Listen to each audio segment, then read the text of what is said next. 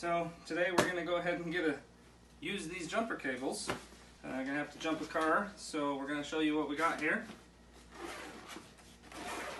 Open up the container here, and it is a nice zipper bag for storage.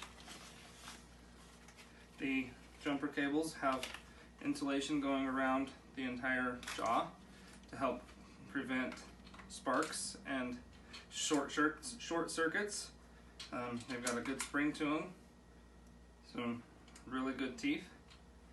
Would hurt to get my finger in there. These are nice heavy duty cables while still maintaining good flexibility, as you can see. So it'll be easy to use them here in a sec when we get to do it. Also has a flashlight, which is nice because it's not always daytime when your battery dies. And some gloves to help make it easier so that your hands don't get dirty touching all the stuff underneath the hood. Okay, so here's a closer up shot of the actual clamps and how good they are and heavy duty, and the insulation that goes all the way around.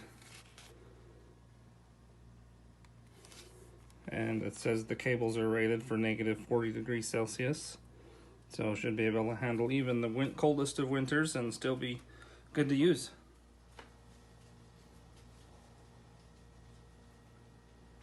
Okay, so I got my gloves on. I'm gonna go ahead and pop the hood. Hard to find the latch with the gloves on, but grab the latch and go ahead and hook the hood so that it stays open. And if I didn't have as much light as I do, the flashlight would be really handy because it does stick to the top of the hood, which is nice. So you can see I got the battery right here. One thing to keep in mind whenever you're jumping a car is to make sure that you don't short circuit the battery.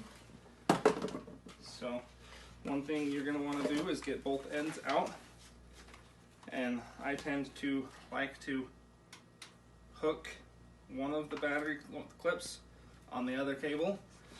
Doing that ensures these are not going to short circuit now, and so that I can safely set them down and hook these two up to the first battery. And you do red to positive, black to negative. It's pretty straightforward. And you want to make sure you get a good bite on the terminal like that. Okay, and again, same thing here, black to negative and red to positive. And I can see lots of corrosion and acid on that battery, so I'm glad I got my gloves on. So I'm going to go ahead and start the van now, because we're going to be using that one to jump the truck. So I'm going to take my gloves off, jump in and start it, and then should be good to start up the truck. So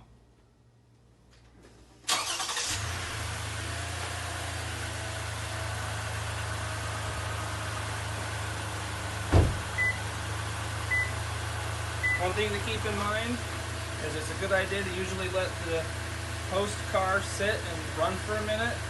Make sure that it gives the car that's being jumped enough juice to actually start it up. So we'll see if this works. I'm going to jump in and start the truck.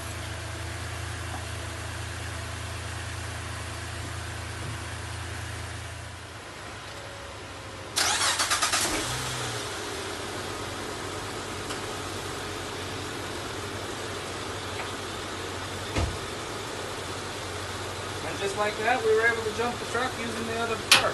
So, we're good.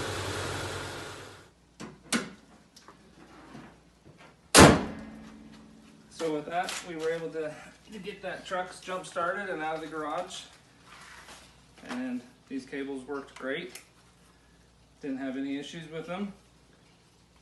They're great to have as an emergency kit inside your vehicle so you can be jumped or jump anybody that might be in need of help. They're a great addition to your car. I love them, they're great.